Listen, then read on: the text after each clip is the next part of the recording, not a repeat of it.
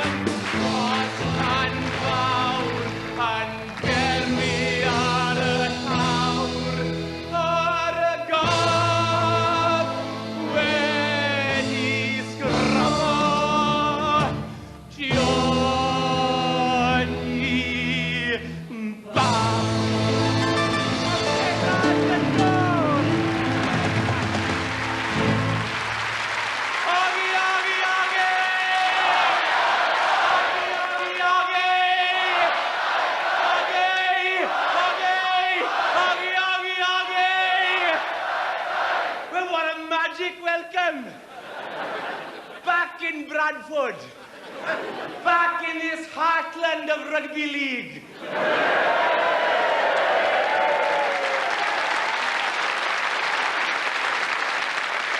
You know, tonight I feel like a missionary. I know there are Union fans here. I know that England have had a fairly successful season.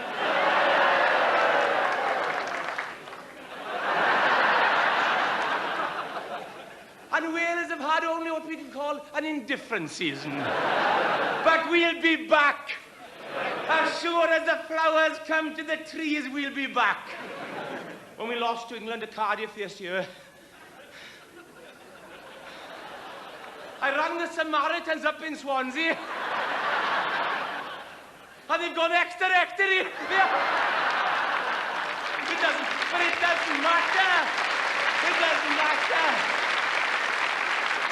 What really counts, lads, is being able to say that I was there. How many times have we from a great match who came away, or a great theatre concert, whatever, and said I was there? Mind you, there have been times I wish I hadn't been there. Twickenham last year, a bad day. And to think of that particular day, right, I nearly didn't go. I didn't have a ticket. But lucky, last minute, lucky, my uncle died.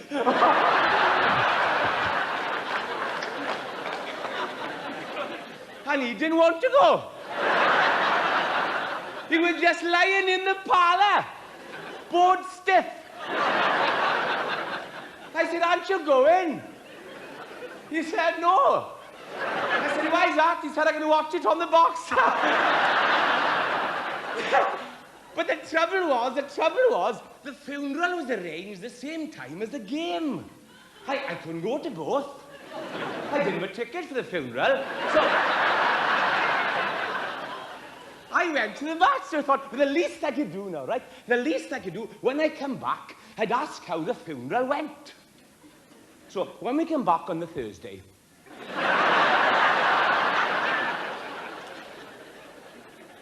I said, how'd the funeral go? Oh, Max, it was a disaster.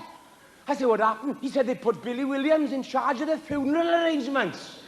He said he's only on a YTS scheme. I said, well, what happened? He said, well, you know, your uncle was cremated. I said, no. He said, well, they were taking the ashes, he said. They were taking the ashes in the hearse up to the top of the mountain. He said, the little chapel, the little white chapel at the top of the mountain. They were taking the hearse and the ashes up to the top of the mountain, he said. And if you remember, he said, that weekend there was all black ice on the road. And he said, the back wheels of the hearse were skidding, he said. And Billy Williams used the ashes.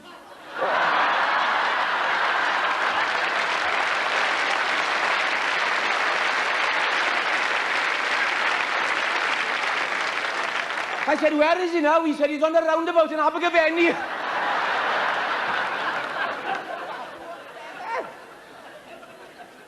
But I remember the morning of that game, right? We were going down in London. We went down, you know, past Trafalgar Square, and there was Nelson on his column checking if he had his ticket. And there was this chap at the bottom of Nelson's column selling pigeons. I think he knew the Welsh lads were up for the weekend. And I said, how much are they? He said, 50p each. I said, that's very reasonable. I'll have two, please. I'll give him £1. I said, where's my pigeons? He said, them two of you, as he said. And then we went down, right? We went down New Bond Street, right? Past all these expensive clothes shops. All these New Bond Street and all these like Cecil G's and Herbie Frogs, all these expensive shoes. And me and Billy were just passing, right? And Billy said, there, Max, he said, look at the price of them shoes, he said. £412 for a pair of shoes, he said. Why are they so expensive? He said, they haven't even got laces, he said. I said, they're crocodile shoes, Billy, that's why they're so expensive, they're crocodile shoes. I got to have a pair. I said, forget it, you can't afford it, forget it.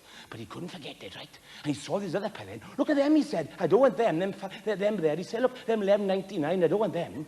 But I persuaded him to try him on, right? And this chap's looking down his nose at him at all. He didn't want to sell him at all. And he was trying these cheap shoes on, Billy, and he said, they don't fit, he said. They don't fit. And this chap said, try it with the tongue out, sir.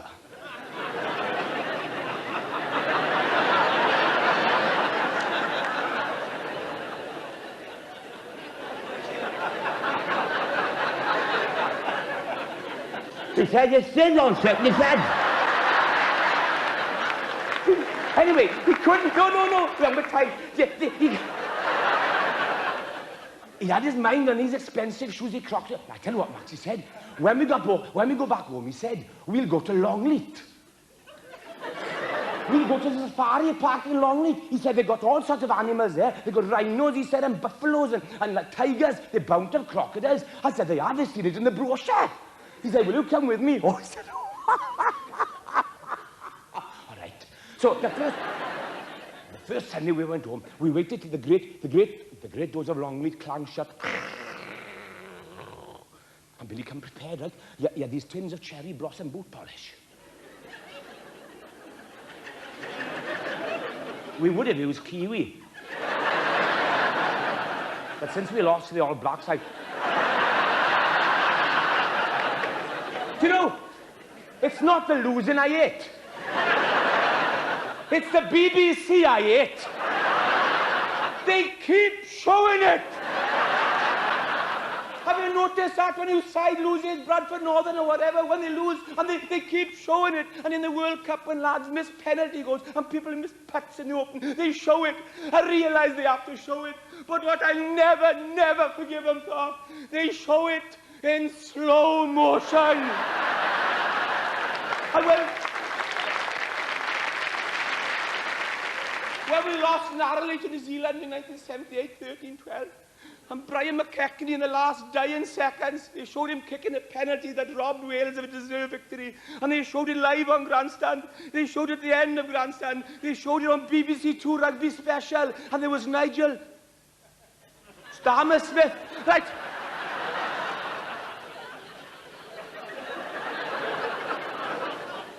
And he showed it again, but on the Monday I had him when he was swinging his leg back in slow motion and run behind the set, adjusted the horizontal hold and shifted the post over 6 inches. Yeah.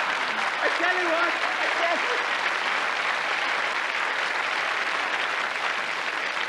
we haven't lost an hour since we had a telly. Anyway, come back to the story. We blacked the fronts of our faces right on the backs of our hands. One more thing, Maxie said. We got about stockings over our heads in case we were recognised. Mind you, we cocked her up a bit, because he fetched tights. And wherever he went, I went. I wouldn't have minded the guts at us right. Anyway, listen. Anyway, we made this raft out of old egg boxes and things. And down the river we sailed. We'd only gone about maybe, 8 miles.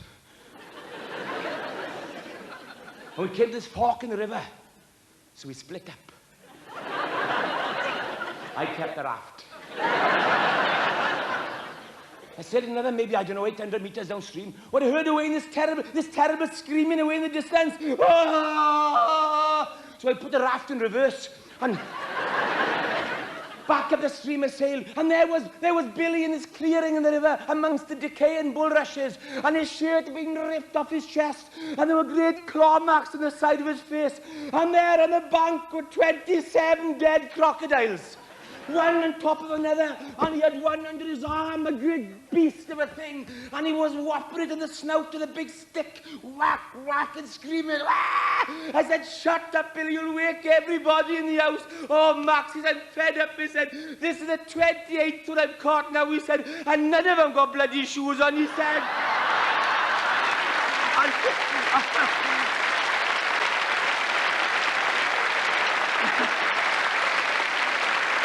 And friends, that is a true story. I know, because I was there. And I was out in New Zealand back in the 70s. You have to look, you know, in these days we're not doing well. You have to look back at the great heady days of the 70s, which will return. And remember, right, there's a lake near Auckland, right? When the Lions were then said, there's a lake near Auckland, Hikatakahawa Hawa Takapawa Lake. And this challenge has been thrown out by New Zealand Airlines, right? For any man who could walk across the top of the water of Lake Hikatawa Hawa Lake. He may show allegiance during this next bit. The three men who entered, from Wales, Gareth Edwards. Okay. From England, Billy Beaumont. And the other one to enter was the Pope. Well, now, I was surprised he'd entered. Well, he'd only had one cap. Anyway,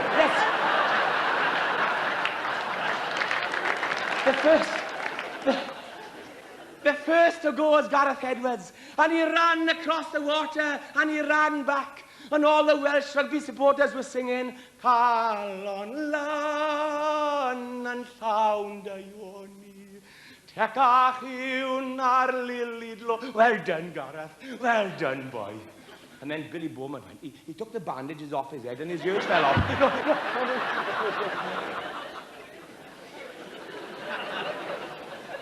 Billy trundled across. And he trundled back, and all the English rugby supporters were singing, Save your kisses for me.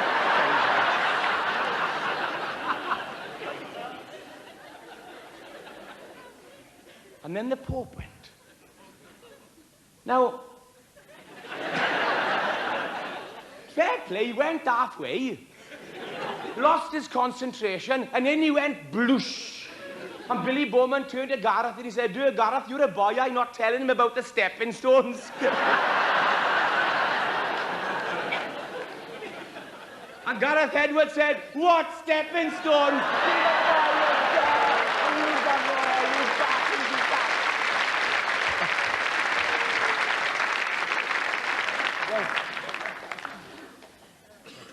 I'm going to tell you this story now.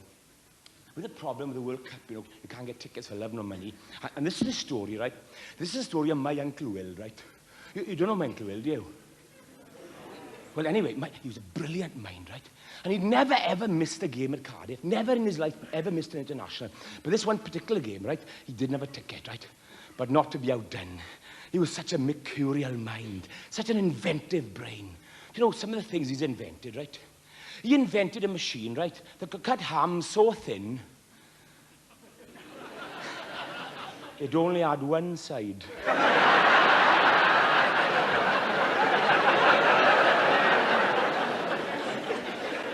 So the fact he didn't have a ticket was not a problem at all, right?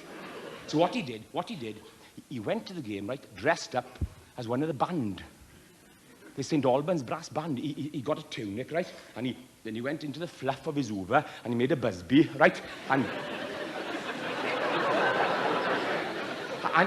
he made a tuba out of tuba material, right? And he went up to the man of the turnstiles. He said, I'm in the band. He said, leave me in, I'm in the band. And the man of the turnstiles, coming in. He said, coming in. They've only played 3. He said, coming in. And he got in without a ticket. The trouble was, he told everybody else in the valley how we managed it. The next match, they all decided to do the same thing. There was absolute chaos.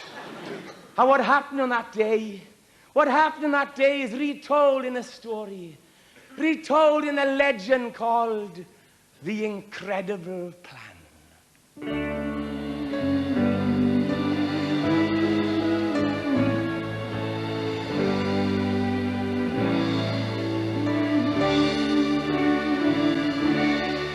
There's a story that's told in the valleys, and I'll tell it as best as I can. It's the story of one William McGonagall Morgan and of his incredible plan.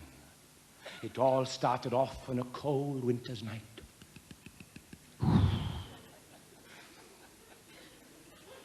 When an owl hooted over the hill.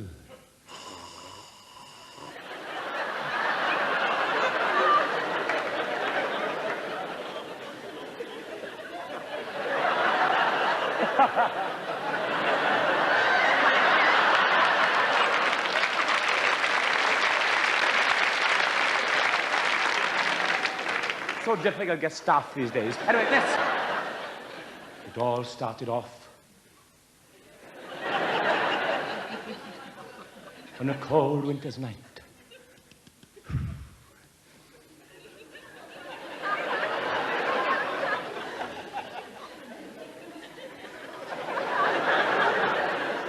When the robin... I couldn't resist it. When an owl hooted over the hill.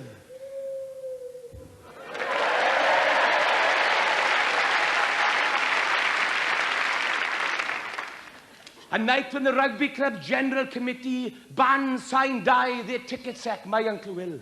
Mind you, we was in the wrong. We knew all along there was no point in petitions or pickets. He was caught with this woman at the back of the stand with the club's allocation of tickets. Anyway, Will was signed, banned, die. No, sorry, Will was... That's the first time you've laughed all night. And can you close your legs when you laugh? Anyway, this... Where are you from, huh? Well, that explains it, Halifax. Anyway, this...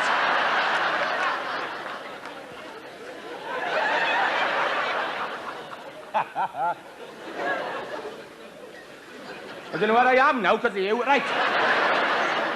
Anyway, Will was bad and signed die.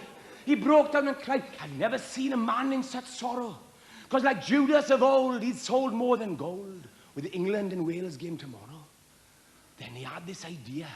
He'd go in disguise, and he had it all drawn up and planned. And he went to the game to his family's shame, dressed up as one of the St. Albans brass band.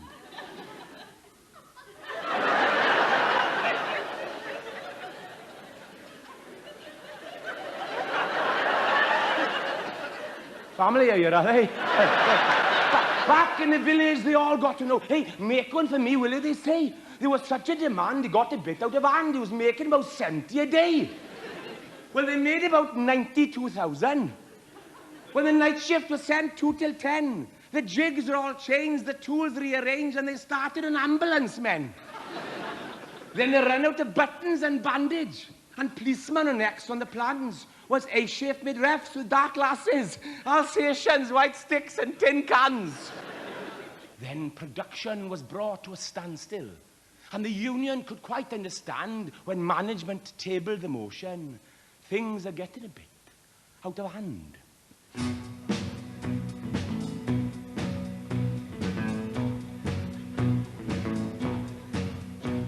I'll never forget the day of the match. The likes I'll ne'er see again. I can see them still coming over the hill, hundreds and thousands of men. Come on. Okay, 10-4. Okay, 10-4. Give me a copy. Give me a copy. 10-4, the big roundabout. Calling Big Bear.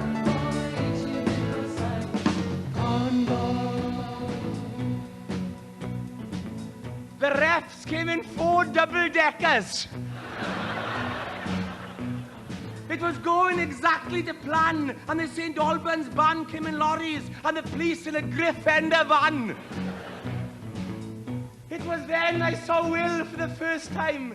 I was standing on the steps by the Grand. He was in a camel hair coat, dressed up as the goat, marching in front of the band.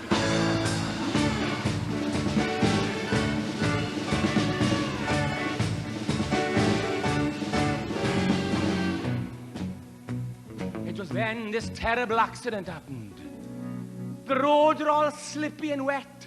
He was knocked down by a man in a green grocer van, and they took him to Davis the vet.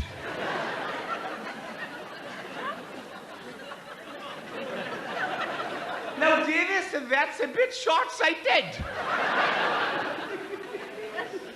He said, I'm afraid it's his heart, but he would live longer even if he'd been stronger. His eyes are too far apart. The funeral was held on a Monday. It was the biggest I'd ever seen. The wreaths came in 4 double-deckers, and there was one from Prince Charles and the Queen. There were sprays there from 3,000 policemen, and one from the St. Albans brass band, and the bearers were those refs with Alsatians, dark glasses, white sticks, and tin cans. We sang at the graveside the oath's funeral hymns.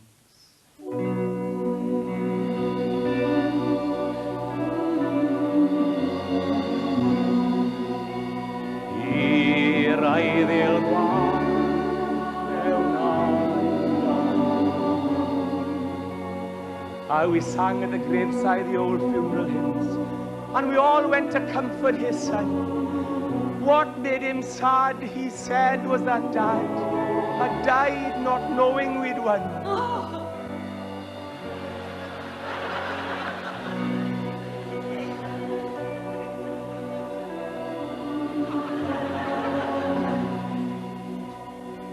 So I couldn't sleep for most of that night.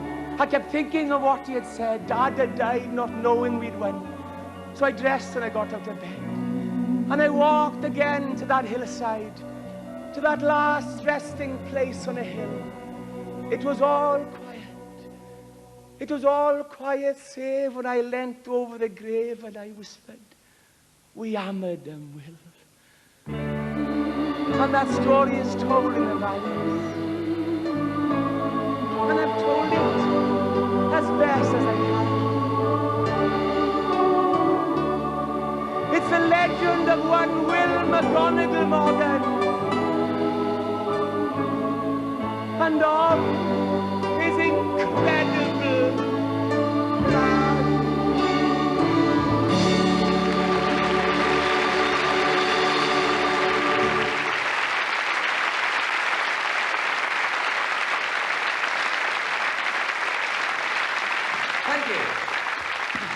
You're magic. Anyway, when we were rehearsing, when we were rehearsing for this tour, right, we were in this little pub in Swansea called the Dragon, right, and we were just, Peter and Paul and myself, and we were just there, and we were discussing what songs to sing and what arrangements and who's going to do them.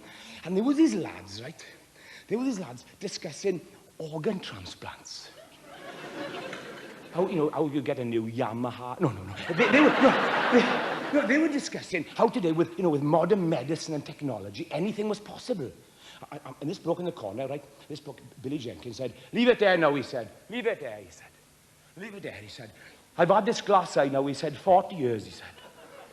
No one's done nothing for me. And fair play, it wasn't the best of glass, I think it was made out of the same stuff they give away in these shell garages.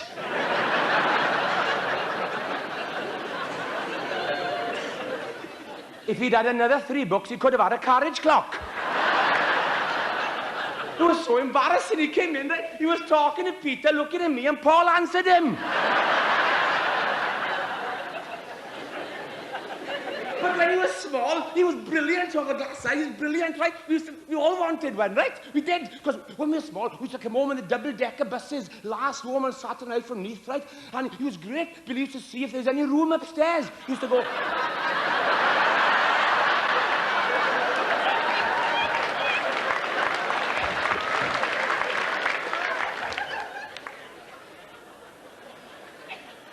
And he was moaning, and his mate, right there, he said, leave it there now, Billy. He said, leave it there. Leave it there, he said. Now, don't start about that eye again, he said. Don't start, he said.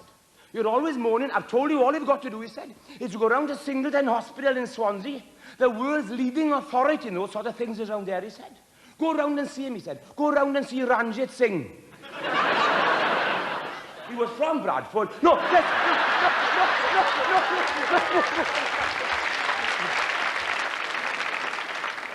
And he went round to see Ranjit, right? And he said, can you do something about my eye? No, not a problem. We can be doing it. Now, I personally, I love Indian people, right? I think they're hard-working, industrious, and they're peace-loving people. But have you noticed Indians, right? Have you noticed? They're either brilliant surgeons, right? Or they're brilliant cricketers like Ravi Shastri, right? Or they work in Indian restaurants. Now, I went to a lot of them when I was up here, right? And I got a theory. The only thing I got to get, they're slow serving you in some of them. I think that's why they ate me late, I think. And my mate's got a theory. He reckons some of them got a steel plate in the middle of their heads with 2 silver balls running about on the top of their heads. And before they serve it, they've got to get the balls through the holes.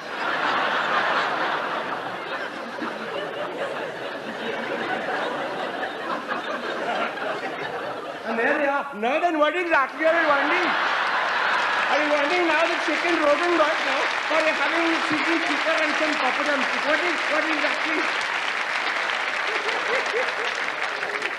You won't be able to go to an Indian restaurant now. You're not thinking of me. You will. If you sat there, you'll be trying not to, and you'll see one of them come in. Now then, can I stop? What you're laughing about is I can see your balls. No.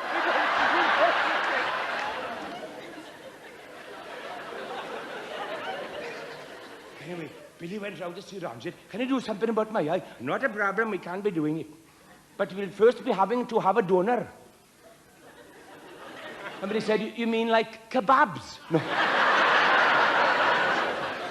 No, you silly Billy. No. No, you'll be having to have another eye, another living, breathing sphere. And Billy said, well, have you got spares? No, my friend, we're not talking about a garage. You're having to have another eye. And Billy was he thought he could just go in and have one, right? He was so disappointed, right? He just went out to the hospital, right? And he got in his car and he just drove off into the night.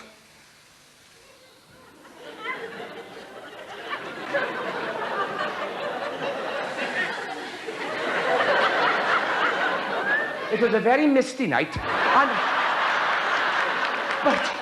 but not as misty as it should have been. No. Anyway, he couldn't see because of this fog. He must be a draft. Anyway, and he couldn't see. And the fog was coming again. So he thought, okay, we haven't got much left. And he's, oh God, I can't see a thing now. And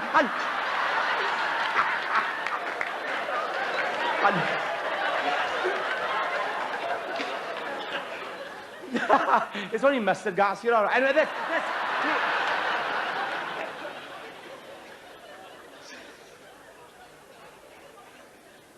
the bloke in front said, boy, I'm going to clean pants and vest on. Anyway, he drove his little car, and he waited for the fog to clear, right? And he drove into this pub, right? And he was just about to go in when he heard coming down behind him, down the steep mountain road, this motorbike coming about 90 miles an hour.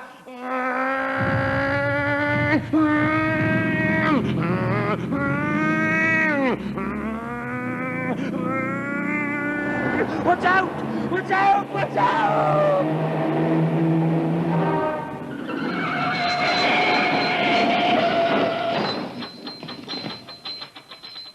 He crashed this bloke, right? He died and he dragged this poor bloke out, right? And he was about to go into the pub to tell everybody what had happened, right?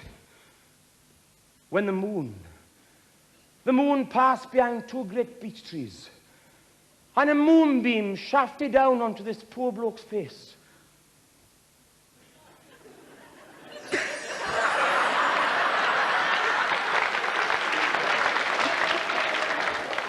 they'd come a very long way. And Billy noticed, oh, he's got lovely eyes. Pity to waste them. So he fetched this old spoon.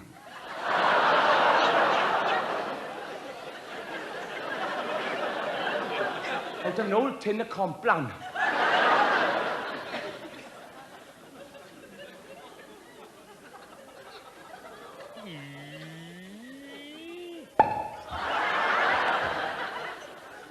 And he took his own glass eye out and put it back in his place.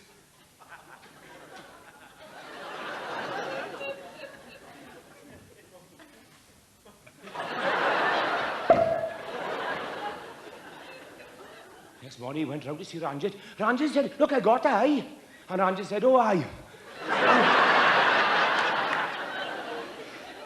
He said, can you do something now? Not a problem, we can't be doing it now. Not a problem, now we can't be doing it. And he did, they operated. And 6 weeks later, they were taking the bandages off. And there was Billy screaming, ah, no, no, no, no, no. You turned him the wrong way.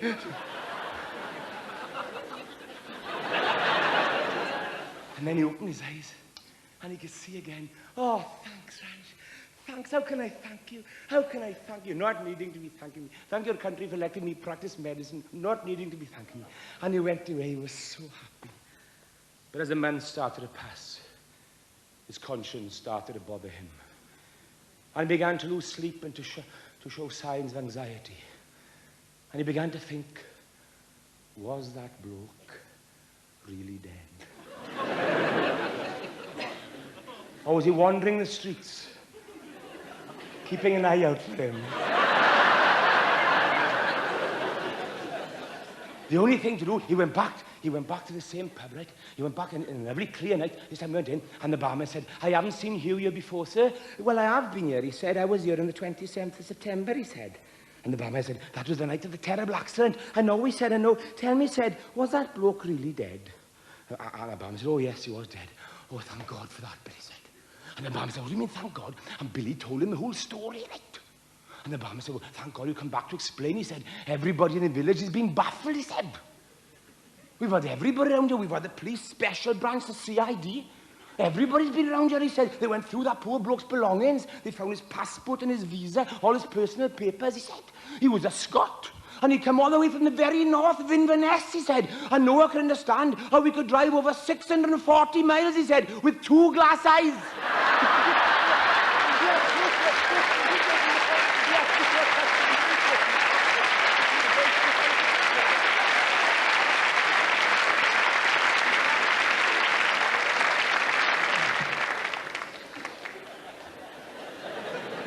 And that...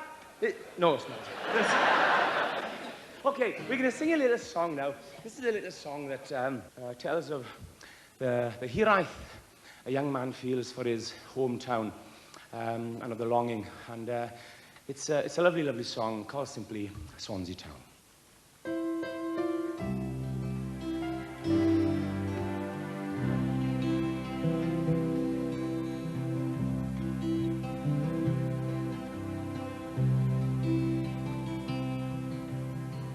I'm going home to Swansea Town. The day is nearly dawn.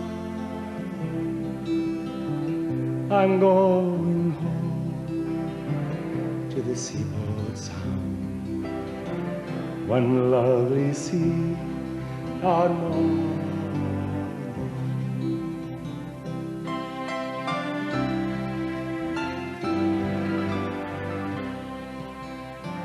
I'm going home to Swansea Town, where the waves are bright, neath the sea town sky, where seagulls cry, where as a boy I ran blue. I'm going home Swansea Town.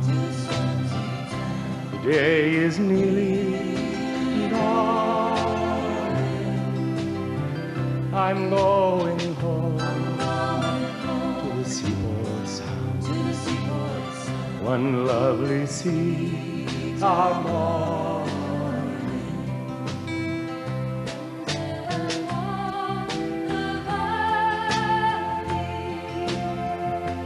See that lovely golden shore. Let others search the whole world over.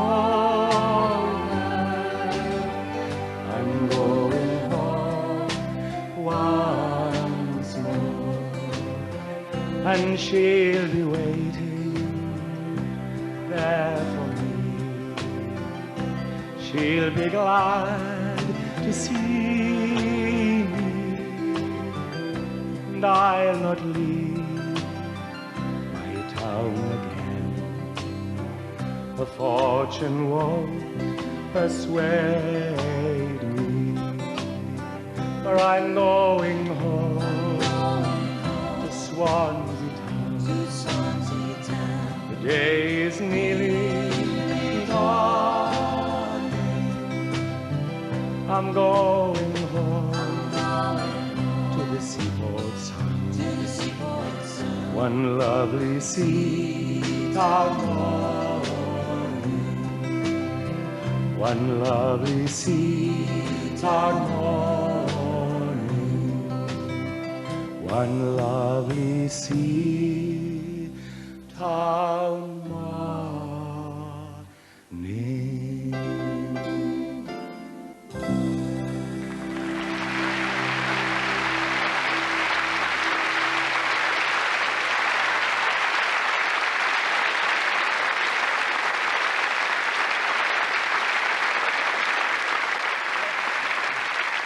Lots of people, because, you know, when I walk, Yorkshire's very sporting oriented, and lots of people, when I was walking the streets, lots of people asking me, what was my greatest sporting moment, or my most memorable rugby match, and it was this game, right, and the local derby, when you lads are playing, you know, whatever, your local, who's your local derby, Halifax or somewhere, or you know, Dewsbury, or whatever, right, well, we were playing this local derby, right, and 10 minutes into the game, we had a penalty, right, and our full-back, Gareth Morgan, stood up to take the kick, and he struck it well, but the wind took it, right, and it struck the upright. And he bounded back into play and he said, oh, bloody hell. The referee from Bangor in North Wales. The Reverend Goronwy Roberts came over and said, there is no need to swear. Oh, sorry, Mr. Roberts, it's such bad luck, you know, the wind, it's such bad luck. I won't do it again. 10 minutes later, we had another penalty. This time Gareth allowed for the wind. Damn, the wind changed. And it struck the other upright. And it bounded back into play, and he said with increasing anger, oh, bloody hell. The Reverend Goronwy Roberts came over. And he said, I've told you the once. Stinisher Heggy. There is no need to swear. If you feel the sap of anger rising, just pause for a minute and say, help me, Lord. And that moment of anger surely will pass. We were losing 13-12 with a minute to go. We had a penalty smack in front of the posts. And with great deliberation, Gareth made his mark. It was in January.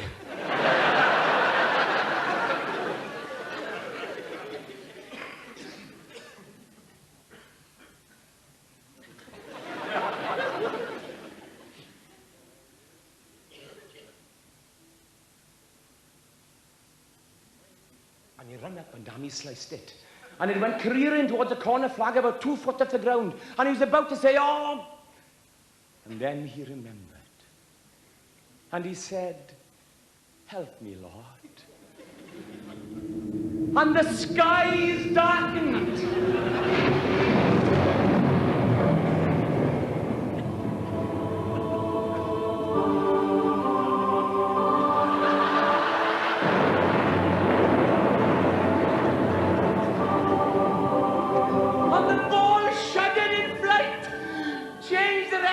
Climbed towards the post and went over, and the Reverend Goronwy Roberts said, bloody hell!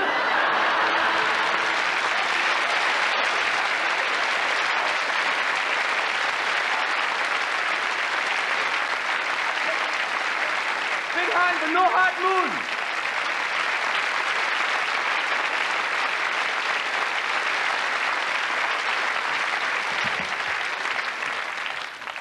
All that happened when I was a child, and I'm going to take you back now for a little while the band are having a little break, and I'm going to take you back, right? Back to, because when I was here, I met a lot of children last time, and I went to these schools, and it brought so much memories back of school for me. And I tell you what I want to do for a little while. I want you to drift back with me, back to your childhood. Come on, let's drift back through the mists of time. Come on, back to your come on, close your eyes. Come on. Nobody will see you. Come on. Come on, let's drift back to you. better start drifting now, love. You've got a long way to go.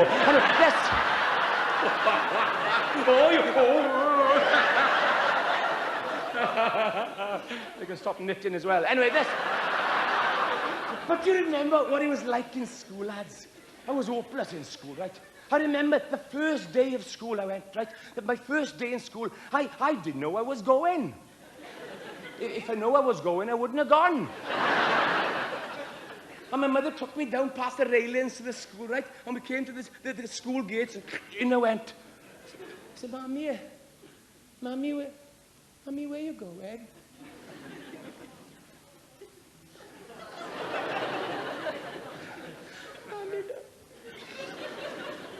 Mommy, don't leave me. Mommy, how long will I have to be in school for? Until you're 15.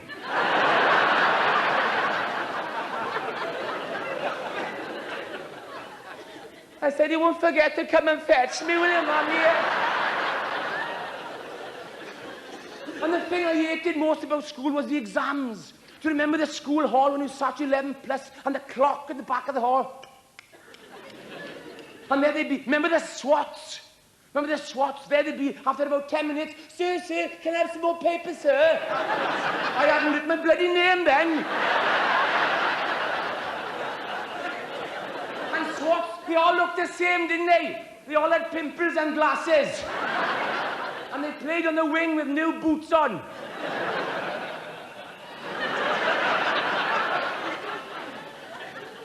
And do you remember, he sat there, right, and he was all crib notes, remember, all formal written in the back of your hands, and he was sweating with nerves, and all the ink had run. But the worst part of me, right, it wasn't so much in the exam, it was outside afterwards, right? Remember, the dreaded moment when you checked the answers. Remember, you'd written the answers down on the side of your exam paper, and they'd be checked. Hey, Di, in maths, hey, Di, what do you get for number 2? 1.87 centimetres. What do you get, Rick? 1.88 centimetres. What do you get, Ari? 1.89 centimetres. What do you get, Max? I'm not saying.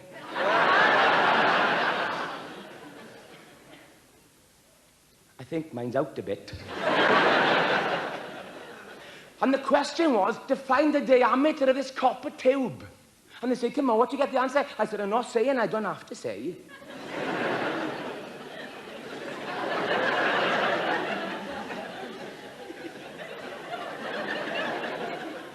Mine's different.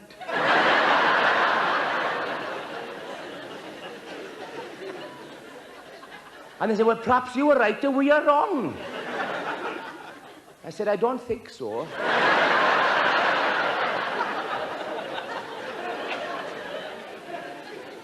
He said, what do you get the diameter of the tube? I said, 17.5 miles. Do you remember that? He used to do the easiest question first, and we ended up with a stupid answer. Mind you, they were stupid questions. Do you remember the stupid things they used to ask you in ratios? Do you remember ratios? I couldn't spell them, alone do them. Remember in ratios? If Jack. It was always Jack, wasn't it? I hated Jack. Every exam I ever sat and opened the paper and there he'd be. Hello, Jack. If he wasn't paper in some bedroom. He was always papering, wasn't he? And he had always rolls left over.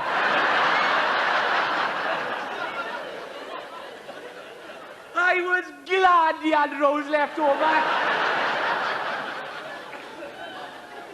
He was papering his room and I was in Form 1. And you had rows left over there as well. What a dick. But anyway,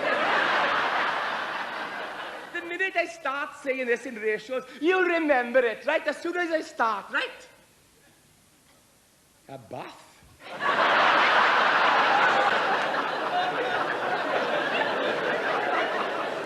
I never got it right, did you? Remember those a bath?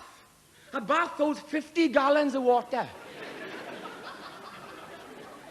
With the both taps full on. The bath fills at the rate of 3.5 gallons a minute. With the plug out, it empties at the rate of 2.5 gallons a minute. Question?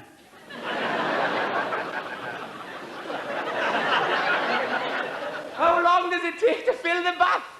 I wrote underneath a damn sight quicker if you hadn't taken the plug out.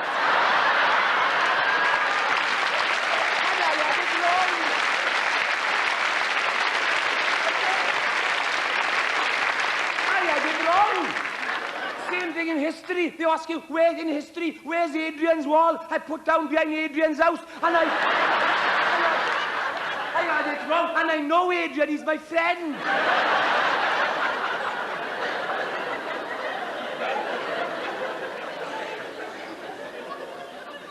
And the other thing I didn't used to like in school was biology. Mind you, I learnt most of my biology behind the bike shed. With this girl called Muriel Pew. She used to say to me, come behind the bike shed. I said, I haven't got a bike.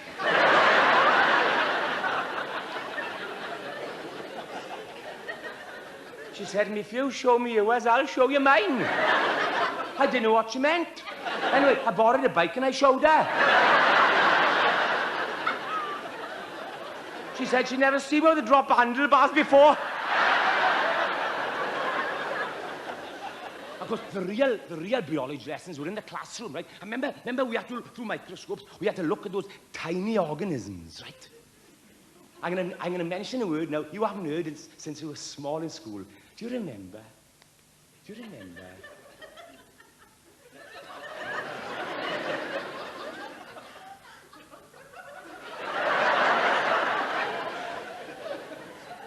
Amoebas.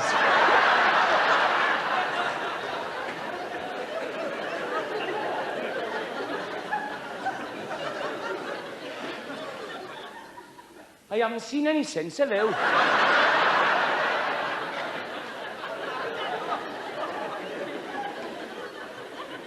I didn't see one then. But I said I did.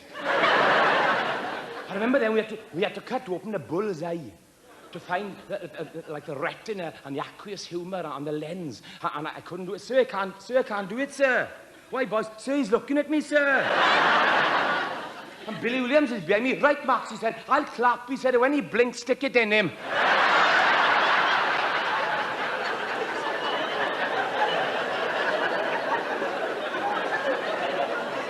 Some of the things Billy's done, right? We were in the Boy Scouts together, and he used to make me run after all the little girl guides in their short blue skirts and sting them all with stinging nettles. And he had all the dock leaves.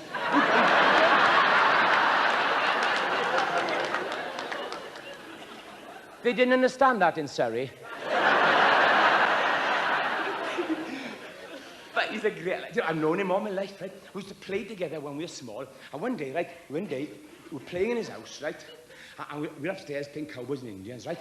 And we went past his sister's room, and his sister's about 19, pretty girl, right? And we passed her bedroom, and the door was open, and there she was in front of the mirror in this, like, negligee, right? And she was like this, oh, God.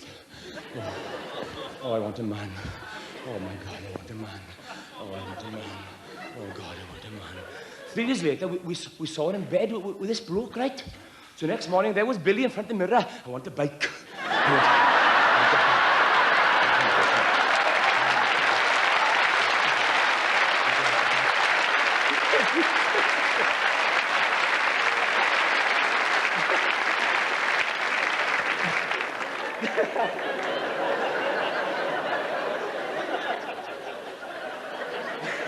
Hey, how many of you saw that program I did a while ago now, when they sent me out to America, right, to play American football, with all the padding and the helmets? Did you see that program? Hey, I give him some stick, didn't I? No, they sent me out to play for the...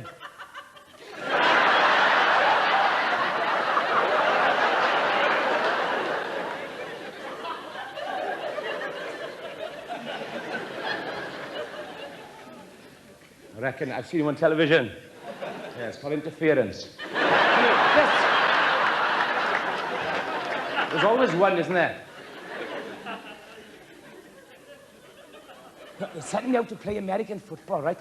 And Dallas Cowboys, America's team. And they'd been told I was the biggest thing in British rugby. And when I got there, this coach was waiting, and he saw me, and he said, "You're kind of small, ain't you?" I said, "I am doing very well," I said, you know. And he got me all kitted out, and he said, and they had me marking this guy, right, called Ed Too Tall Jones. True, he was a middle linebacker. The biggest black man, big black man. He stood about just under 7 foot. He did, right, 6'11". Biggest black man, or biggest any colour man had ever seen, right? And they had me marking this guy, right, for 6 weeks. And the coach said to me, "Okay, number 10, you can take him.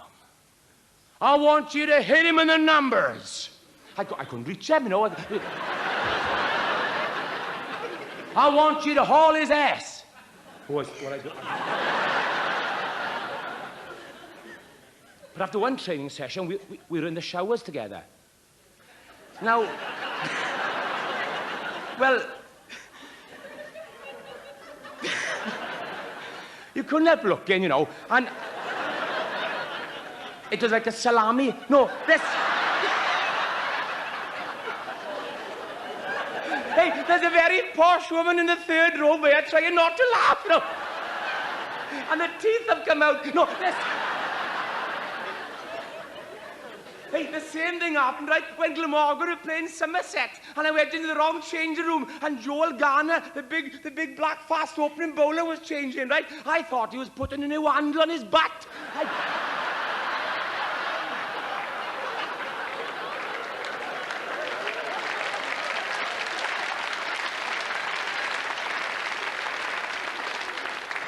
It wouldn't have been so bad, but ask him, could I have a lend of it?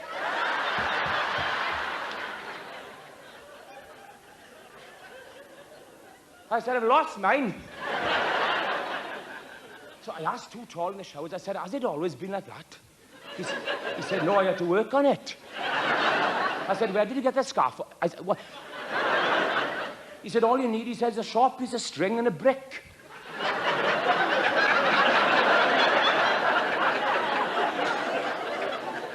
So I got some string and a brick, and I went away.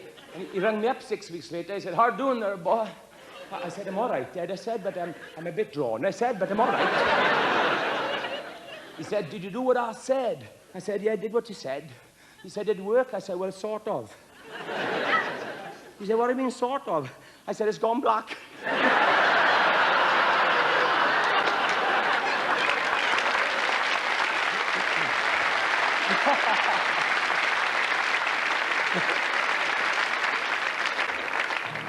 Okay, well, you've been magic. This is a little song which tells of, back in, as I said, the heady days of the 70s. It's a song called Hymns and Arias, which I hope some of you know anyway. It tells of a typical rugby trip to Twickenham by our lads. Right? And we'll be back, don't you worry, we shall return. We paid our weekly shilling for that January trip. A long weekend in London, I without a bit of kip. There's a seat reserved for beer by the boys from Abercan. There's beer, pontoon, crisps and fags, and a croaking Calon Lan. And we were singing from Bradford. And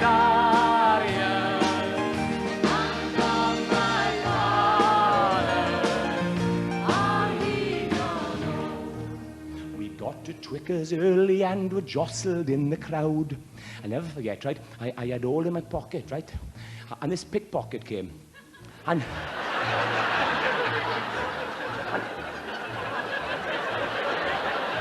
I wanted to shout, right, but Wales were taking a penalty. No greater love hath any man. We got to Twickers early and were jostled in the crowd. Planted leaks and dragons looked for toilets all around. So many there we couldn't budge, twisted legs and pale. I'm ashamed we used a bottle that once held bitter ale. But we were singing hymns and arias, and all my fathers are he the knows. Wales defeated England. This was a long time ago, and this, in a fast and open game, we sang Cwmr Honda and Delilah. Damn, they sounded both the same. We sympathise with an English friend whose team was doomed to fail, so we give him that old bottle.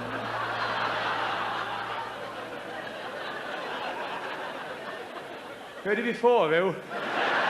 That once held bitter ale, and he started singing hymns and on your own land, right on your own, Bradford. So it's down to Soho for the night, to the girls with the shiny beads, to the funny men with lipstick on, with evil minds and deeds. One said to Will from a doughy dark, damn, she didn't have much on, but Will knew what she wanted, his photo of Barry John, 'cause they were singing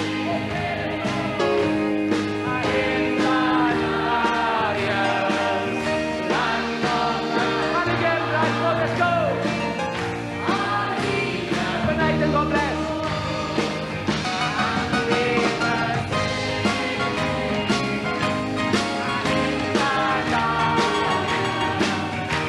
And all my fathers are heed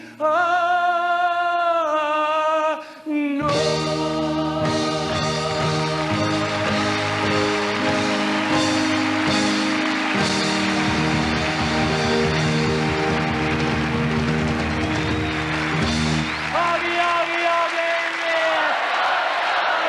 Back, mark my word. Yes, Bradford.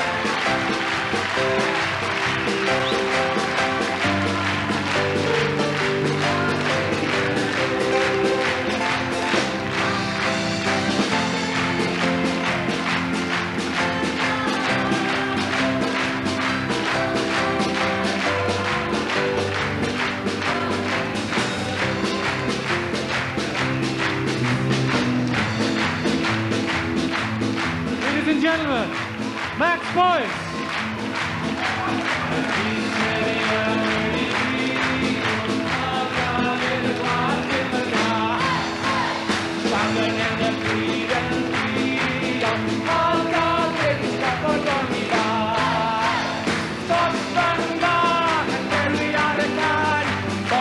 Okay, God, for the two. Okay, let's go. Mary and Betty Fever, David and Watson and Famine and the Creed and Leo, and God will stop for Doggy Bar. Suspect back and bury at the time, Osman Bower and bury at a tower. You've been magic, Bradford. Good night and God bless. Our God, very strong.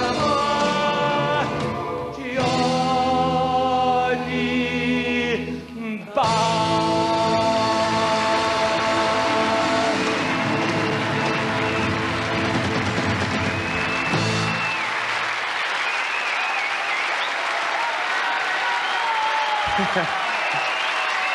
home! Go home to your families!